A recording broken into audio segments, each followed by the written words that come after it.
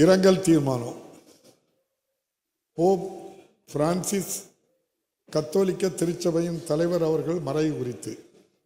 கத்தோலிக்க திருச்சபையின் தலைவராகவும் பரிவோடும் முற்போக்கு கொள்கைகளோடும் பெரும் மாற்றங்களை முன்னெடுத்த ஆளுமையான திருத்தந்தை போப் பிரான்சிஸ் அவர்கள் தமது 88வது அகவையில் 21/4/2025 அன்று வட்டிகான் நகரில் மறைவுற்ற செய்தி அறிந்து இப்பேரவை அதிர்ச்சியும் ஆற்றொன்னா துயரமும் கொள்கிறது. போப் பிரான்சிஸ் அவர்கள் இரக்கம் மிகுந்தவராக, முற்போக்கு குரலாக, பணிவு, அறநெறிசார் துணிவு மற்றும் ஆழமான மனிதநேயத்துடன் திருப்பிடத்தை வழிநடத்தினார்.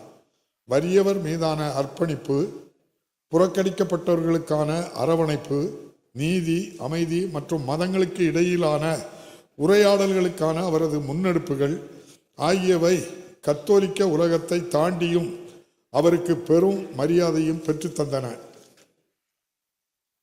அன்னாரது மறைவினால் அவரை இழந்து துயருற்றிருக்கும் வட்டிகான் கத்தோலிக்க திருச்சபைக்கும் உலகெங்கும் வாழும் கத்தோலிக்க கிறிஸ்தவ மக்கள் உள்ளிட்ட அனைவருக்கும் இப்பேரவை தனது ஆழ்ந்த இரங்கலையும் அனுதாபத்தினையும் தெரிவித்துக் கொள்கிறது.